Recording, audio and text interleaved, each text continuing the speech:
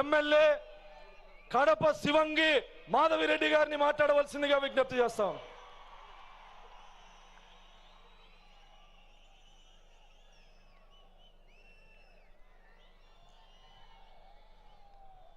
తిరుమలేసుని తొలి గడపైన కడపలో ఈ తెలుగుదేశం పార్టీ పెద్ద పండుగ మహానాడు 2025 జరగడం అనేది మనకు మన నాయకులు ఇచ్చిన కడప జిల్లా వాసులకు ఇచ్చిన గౌరవంగా ఈ సందర్భంగా గుర్తు చేసుకుంటున్నాము.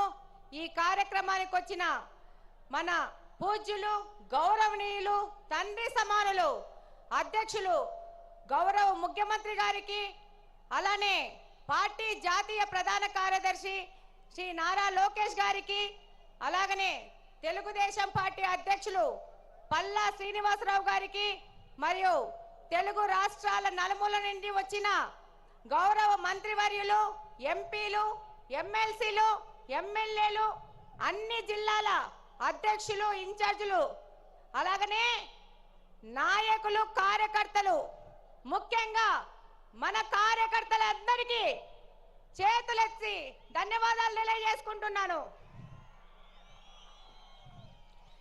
ఈరోజు ఈ భారీ జన సందోహాన్ని చూస్తుంటే భారీ అనే పదం కానీ జన సందోహం అనే పదం కానీ వీటికి సరిపోవు. ఆకాశం ఈనిందా, నేల తల్లి కనిందా అనే విధంగా ఇసుక రాలితే రాలలేనంత జనం ఈరోజు కడపలో తెలుగుదేశం పార్టీ కార్యకర్తలు ఇంత పెద్ద ఎత్తున వచ్చారంటే కడప గడ్డ తెలుగుదేశం పార్టీ యొక్క అభిమానులదని మరొక్కసారి తెలియజేసుకుంటున్నాను. ఈరోజు ఈ కార్యక్రమం, ఈ మహానాడు కార్యక్రమం ఇంత విజయవంతం అవడానికి కారణమైన మన Mahanadu coordination team, food committee కానీ, డెకరేషన్ టీం కానీ, అరేంజ్మెంట్స్ టీం కానీ, ప్రతి ఒక్కరికి, అలాగనే అధ్యక్షులు శ్రీనివాస్ రెడ్డి గారు కానీ, మంత్రి సవిత గారు కానీ, అలాగనే ఈ కార్యక్రమానికి వచ్చిన అబ్జర్వర్స్ కానీ, మా జిల్లా ఎమ్మెల్యేలు, ఎమ్మెల్సీలు, ఇన్ఛార్జీలకు అందరికీ ధన్యవాదాలు తెలియజేసుకుంటున్నాను. అంతకంటే ముఖ్యంగా మన కార్యకర్తలు ఈ యొక్క కార్యక్రమాన్ని విజయవంతం చేసుకుంటున్నారని మరొక్కసారి తెలియజేసుకుంటున్నాను.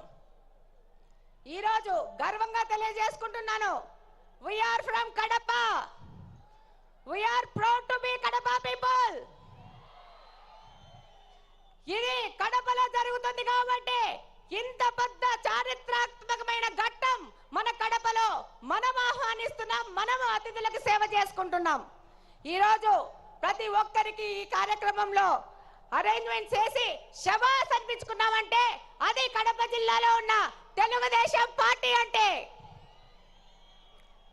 43 సంవత్సరాల తెలుగుదేశం పార్టీ చరిత్రలో మొట్టమొదటిసారి మహానాడును ఈసారి మన అధ్యక్షులు మాన్య శ్రీ నారా చంద్రబాబు నాయుడు గారు, అలాగనే మన జాతీయ ప్రధాన కార్యదర్శి గారు నారా లోకేష్ గారు వాళ్ళు నిర్ణయించడమే మనకు దక్కిన గర్వంగా తెలియజేసుకుంటున్నాను.